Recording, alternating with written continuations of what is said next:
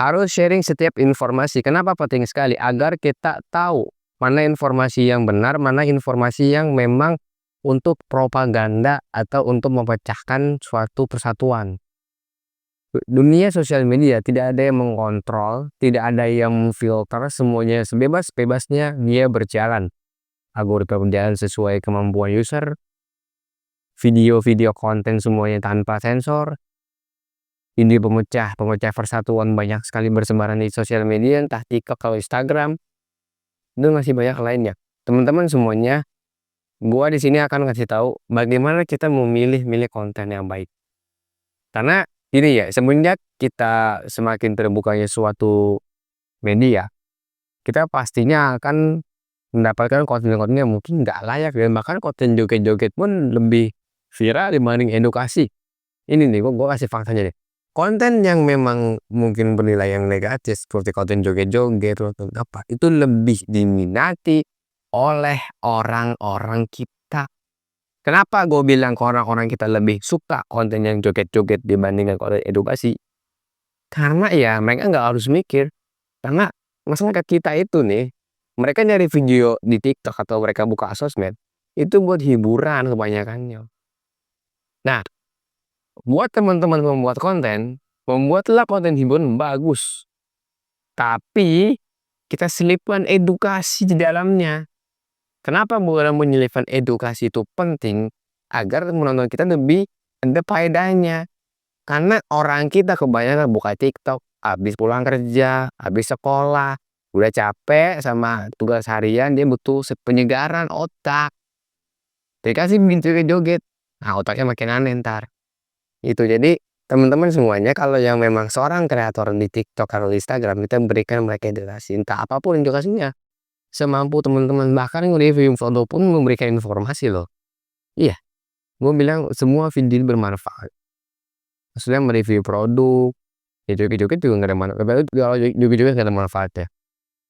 Ya, video joget nggak jelas, tidak ada manfaatnya. Nah, jadi gini, yang kan kita tahu kan poin seperti ini di sosial media.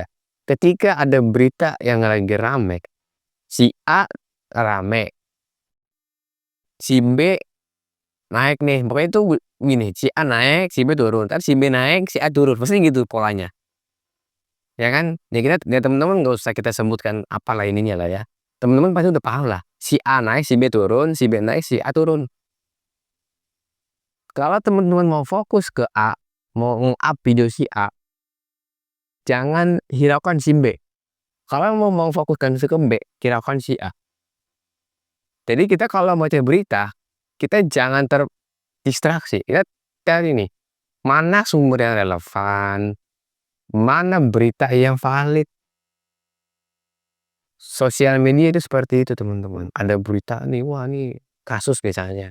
Ntar pasti si ini bikin berita lain untuk menutupin kasus tersebut. Itu udah nggak aneh. Jadi teman-teman kalau memang kita mau mencari sesuatu yang memang bermanfaat, kita cari medianya yang bermanfaat. Jangan kita terprovokasi oleh dua hal ini. Si A naik, si B turun, si B naik, si A turun. Gak boleh.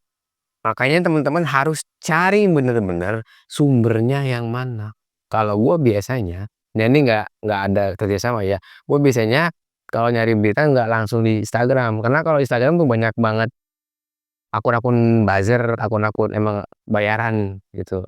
Dan itu punya kepentingan masing-masing. Misalnya gue dari berita langsung di Warta Ekonomi, Investi, Kompas dan lain sebagainya. Kenapa? Karena mereka itu media. Mereka itu memang sebuah institusi yang sudah resmi, ada izin dan lain sebagainya, ada persnya. Jadi itu pasti berita mereka valid. Dan biasanya gue fokus misalnya tentang ekonomi, ya udah di Warta Ekonomi, Kompas tentang politik dan bisnis dan lain sebagainya. Pokoknya teman-teman kalau berita cari sumber yang relevan. Kalau di televisi biasanya mereka campur, tapi tergantung channelnya. Dan kalau teman-teman memang suka baca berita di sosial media, cari akun-akun yang memang sudah tervalidasi kebenarannya. Karena banyak banget akun-akun yang mohon maaf, akun-akun yang menyebarkan video-video yang tidak berfaedah, tujuannya untuk memecah persatuan.